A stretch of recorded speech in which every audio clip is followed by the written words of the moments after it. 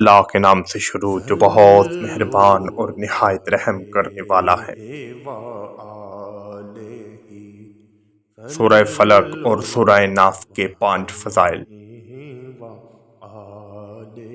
سرکار مدینہ حضور نبی کریم صلی اللہ علیہ وآلہ وسلم نے مجھ سے فرمایا، اے جابر پڑھو۔ میں نے عرض کی، یا رسول اللہ، میرے ماں باپ آپ پر قربان، کیا پڑھوں؟ فرمایا، قل اعوذ برب الفلق، قل اعوذ برب الناس۔ پھر میں نے یہ دونوں صورتیں پڑھیں تو فرمایا، ان دونوں کو پڑھا کرو کیونکہ تم ان کی مثل ہرگز نہ پڑھ سکو گے۔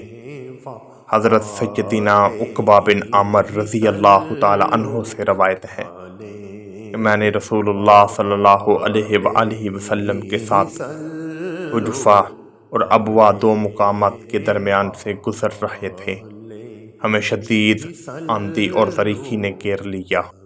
رسول اللہ صلی اللہ علیہ وآلہ وسلم نے قل اعوذ برب الفلق، قل اعوذ برب الناس کے ذریعے پناہ مانگنا شروع کی اور مجھ سے فرمایا، اے عقبہ، دونوں کے ذریعے اپنے مالک سے پناہ مانگا کرو۔ کسی پناہ چاہنے والے نے ان کی مثل کسی چیز کے وسیلہ سے پناہ نہیں مانگی۔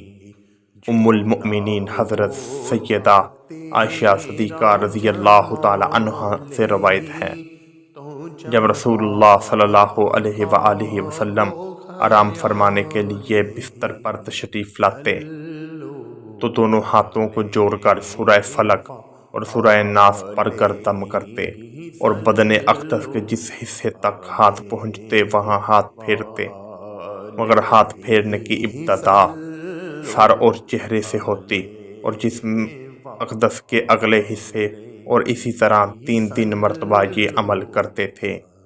حضرت سیدنا عبداللہ بن حبیب رضی اللہ تعالی عنہ سے مروی ہے، سرکار مدینہ حضور نبی کریم صلی اللہ علیہ وآلہ وسلم نے ان سے فرمایا، قل هو اللہ احد، سورہ ناس اور سورہ فلق 3 مرتبہ صبح و شام پڑھ لیا کرو، یہ تمہارے لیے ہر چیز سے کفایت کرے گی۔ سبحان اللہ۔